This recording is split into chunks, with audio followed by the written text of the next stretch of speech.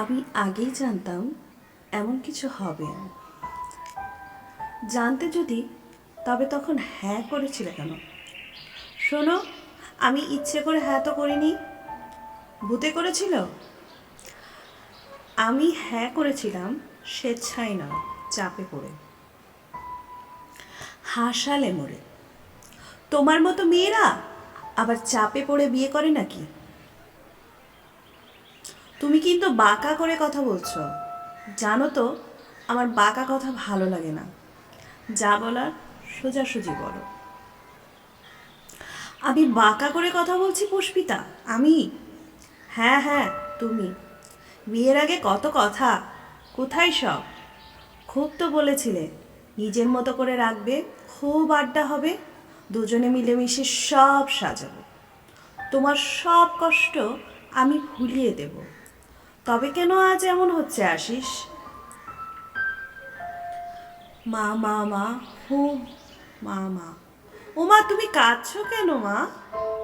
কিছু না মা, আমি কাঁদছি না তো। কিছু হয়নি মেঘা, তুমি ঘুমাও মা, আমি আসছি।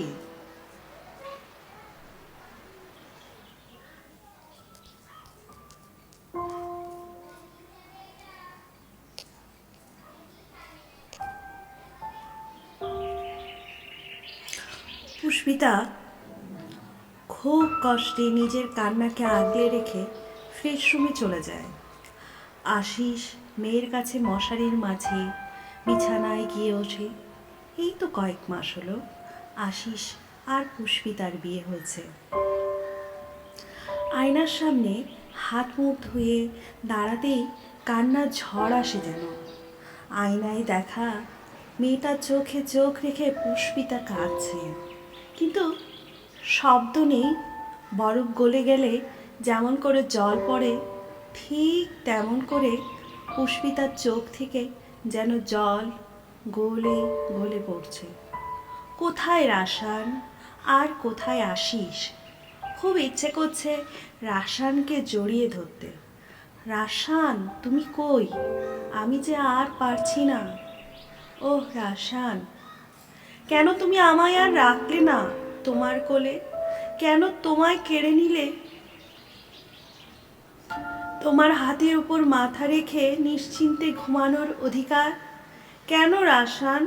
ওহ রাসান, ফিরে এসো না, ফিরে এসো রাসান। আমার জীবন যে বোঝা হয়ে গেছে, এ জীবন আর বইতে পারছি না। মনে হচ্ছে এখনই যদি চলে যেতে পারতাম সব ছেড়ে। কিন্তু মেঘার জন্য হারিয়েও হারাতে পারি না। হারানো কি এত সহজ? হারাতে চাইলেই কি হারানো যায়? জীবন কেন এত নিষ্ঠুর?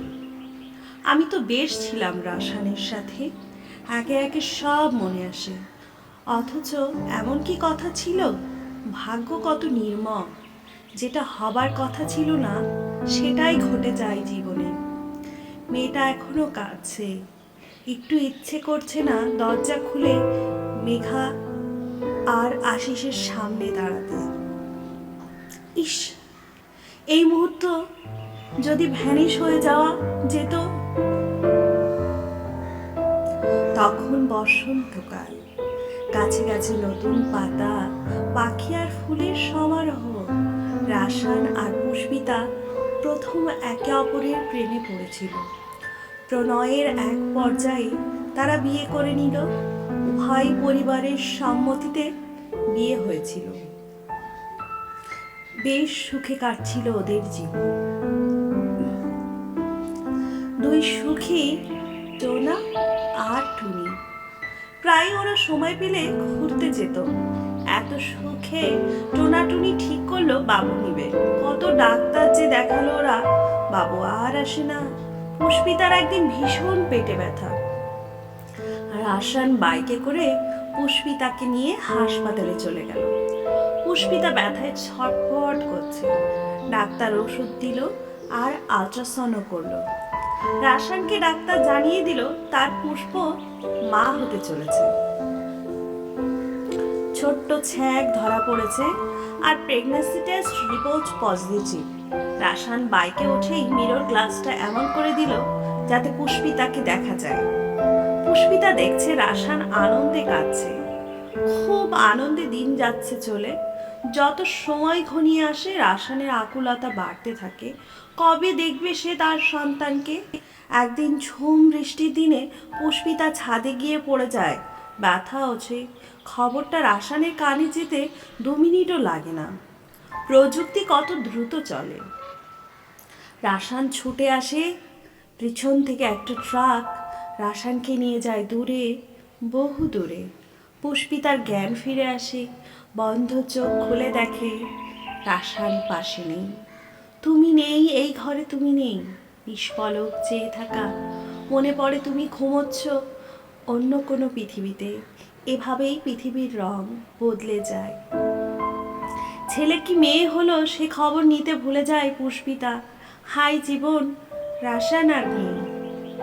বলি, ফ্রেশ রুমে ঢুকলে কি আর কিছু মনে থাকে না নাকি? আমি মেয়ে সামলাতে পারছি না, এসে তোমার মেয়েকে সামলাও। পুষ্পিতা বাইরে এসে দেখে মেয়ে প্রায় ঘুমিয়ে গেছে। পায়ে একটু দোল দিতে না দিতে ঘুমিয়ে গেল। দেখতে দেখতে মেঘা বড় হয়ে যাচ্ছে। আশিস বারান্দায় বসে আছে, সিগারেট খাচ্ছে ক্রমাগত।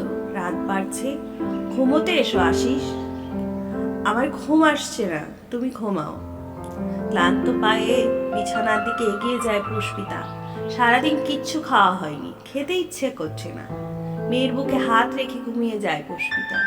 সেই রাতে পুষ্পিতা স্বপ্ন দেখে রাসানের। তার মৃত স্বামী রাসানের হাত ধরে হাঁটছে। রাস্তা ভেজা, বৃষ্টি হয়ে গেছে। গাছ থেকে সাদা ফুল পেড়ে পুষ্পিতার হাতে দিয়ে বলে, ঘুমটা ভেঙে যায়। কথাটা শোনার আকুলতা গ্রাস করে সমস্ত দেহ মনে। আশিস ঘুমোচ্ছে মেঘার পাশে। মেঘার নতুন বাবা, সবটুকু দায়িত্ব নিয়েই বিয়ে করেছিল সে।